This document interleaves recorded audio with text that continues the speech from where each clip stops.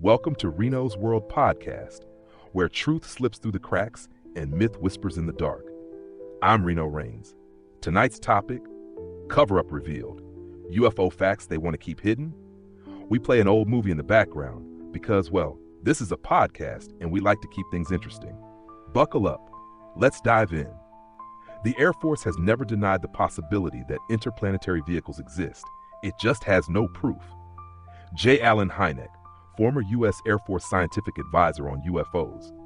There's a photograph in the National Archives dated July 1952. It shows 5 blips in a V formation streaking across the Washington Monument. That image was almost scrubbed, but someone forgot to destroy a second copy. That was the summer the skies over Washington, D.C. were invaded. And the public, they were told it was just a weather inversion. Stop right here. What the hell is a weather inversion doing triggering a scramble order from Andrews Air Force Base? That's where this starts, but to understand how far it goes, we need to jump. Timeline whiplash, July 1948. Kentucky Captain Thomas Mantell was a decorated World War II pilot. On January 7th, he and his flight group were ordered to intercept a massive metallic object hovering over Fort Knox. Civilian calls flooded the lines.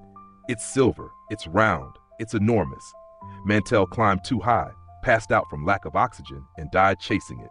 The military blamed Venus, but Project Blue Book investigator Edward Ruppel later admitted in his notes, this was not Venus, we were lying. Fast forward. November 2004, USS Nimitz commander David Fravor was flying a Super Hornet off the coast of San Diego. Radar picked up a tic-tac shaped object diving from 80,000 feet to sea level in less than a second. Read that again. From the edge of space to the ocean in under a second. Multiple pilots saw it. Infrared camera footage exists. It's now called the Nimitz Encounter. And what happened to the footage afterward? It was confiscated. A black van showed up. Everything was taken. Petty Officer Gary Voorhis, USS Princeton. The Pentagon didn't acknowledge until 2017, but the incident happened in 2004. That's 13 years of silence on one of the most credible military UFO sightings in history. But this isn't just about sightings, it's about cover-ups and how high they go. The Iran incident, 1976 Tehran. 2 Iranian fighter jets were scrambled to intercept a glowing object over the city. As they approached, their systems shut down, weapon controls dead, radios jammed. The pilots tried to fire. Nothing. As they retreated, their instruments flicked back on. The case was documented by the U.S. Defense Intelligence Agency, DIA, and later declassified. The memo reads, "This event is a classic, which meets all the necessary conditions for a valid study of the UFO phenomenon." Why wasn't it on the news? Why didn't we hear about this until 2010? Because the memo was buried in DIA archives. Until a Freedom of Information Act request unearthed it. Now brace yourself. Rendlesham Forest, December 1980. U.S. Air Force personnel stationed in the UK reported a metallic craft landing in the woods near RF Bentwaters. They touched it. They recorded it. One even copied binary code that appeared in his mind afterward. Lieutenant Colonel Charles Halt wrote a memo titled Unexplained Lights, which detailed 3 patrolmen saw a triangular metallic object on the ground. The craft maneuvered through the trees and vanished. This wasn't published until 3 years later, after being pressured into silence. And the binary code? Computer analysis years later revealed it contained geographic coordinates to ancient sites, including the Nazca lines in the Great Pyramid of Giza. Call it nonsense. But that code wasn't invented. It was pulled from his notebook, written the day after contact. And now let's detour. 2001, National Press Club, Washington, D.C. 20 military, FAA, and intelligence insiders stood in front of cameras, swore under oath, and demanded congressional hearings. We are not alone. The cover-up is real, and we are here to testify. Dr. Stephen Greer, Disclosure Project eyewitnesses from NORAD, nuclear launch officers, radar analysts, people who held the keys to the most sensitive systems on Earth. What happened after the conference? Blackout. CNN covered it once, then nothing. Because that same year, 9/11 changed the media landscape overnight, and suddenly, no one cared about UFOs. But what happened next? would break every rule of logic we thought we understood. This is not a question of belief. It is a question of the facts, and the facts are being buried. Richard Dolan, historian and UFO researcher. The Pentagon finally said it. We have in our possession vehicles not made on this earth. That was 2020.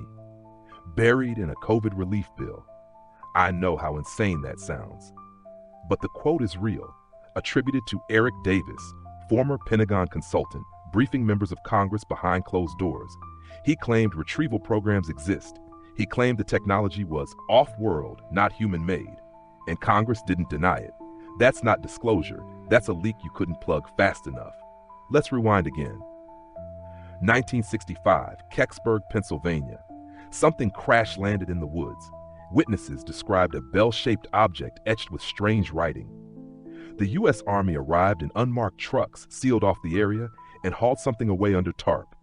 Local radio host John Murphy took photos. He was harassed. His tapes were confiscated. He died in a hit-and-run not long after. And the official story? Meteor. Except there were no fragments, no heat signatures, no crater, just an object, intact, that disappeared into military custody. Sound familiar? Because it mirrors another one. Roswell, 1940. You've heard the headlines, but not the first one. RAF captures flying saucer on ranch in Roswell region. Roswell Daily Record, July 8, 1947. That was from the Air Force itself. Then suddenly, just one day later, the story changed. Weather balloon. Colonel Jesse Marcel, who handled the wreckage, admitted decades later it was not of this earth. He held pieces, claimed they couldn't be burned, bent, or broken. They had hieroglyphic-like symbols. He showed it to his family before it was taken. When the government finally responded in 1994, it admitted the balloon was part of Project Mogul, a Cold War surveillance operation. But Project Mogul didn't use materials that defied physics. And don't forget, if it was just a balloon, why did they send out the 509th Bomb Group, the only nuclear-capable unit in the world? Who covers up a balloon with nuclear response protocols? Now buckle up. 2019, Navy confirms UFO videos are real. 3 videos previously leaked by the New York Times and Tom DeLonge's To the Stars Academy were authenticated. Gimbal, go fast for one, from the Nimitz encounter. The Pentagon used the term UAP, Unidentified Aerial Phenomena. They admitted the objects moved in ways that defied Newtonian physics. No exhaust, no wings, instant acceleration. And here's the kicker. These are not secret U.S. technology. Pentagon spokesperson translation, if we didn't build them, who did? And this is where the spiral hits terminal velocity. Enter ATEEP and AWSAP. The Pentagon ran a clandestine UFO investigation unit called AATEEP, Advanced Aerospace Threat Identification Program. It operated from 2007 to 2012 with black budget money hidden in defense spending. Then came WSAP, an even deeper program tied to Skinwalker Ranch, investigating everything from UFOs to interdimensional portals. Documents show they studied unidentified propulsion, radiation burns, and biological effects on contactees. We're talking medical files, autopsies, recovered material analysis, and the guy who ran it, Luis Elizondo. He resigned and went public in 2017. He said, "The phenomenon is real, it's here, and it's been here a long time." He was silenced, discredited, blocked from testifying under oath, until Congress forced it open in 2023. July 26, 2023, congressional hearing whistleblower David Grush, former intelligence officer, swore under oath that non-human craft had been retrieved and reverse engineering efforts were ongoing. People have been harmed or injured in efforts to cover up this information. I have seen documentation and spoken with over 40 individuals involved. Congress asked, are there biologics associated with these crafts? Yes, non-human. That was the assessment of the people on the program. The room went dead silent, but it was real. It's on C-SPAN. And still, the media didn't run with it. Why not? Because this was never about aliens. It's about power. It's about what happens when technology falls into the wrong hands and we're told nothing. The black budget, reverse engineering, suppressed patents, experimental aircraft disguised as extraterrestrial threats. It was never little green men. It was secrecy, infrastructure, and control. The alien narrative? Just a distraction. And yet, the sightings keep coming, the pilots keep speaking, the documents keep leaking. So what's left? Final analysis, 75 words. The records are real. The footage is real. The hearings happened. Multiple governments, militaries, and intelligence agents have admitted the phenomenon is not human-made. What remains unresolved is why. Why now? Why let the truth drip out in the most chaotic way possible? Whether this is misunderstood technology, a massive Cold War misdirection, or contact with something truly otherworldly, the cover-up is real.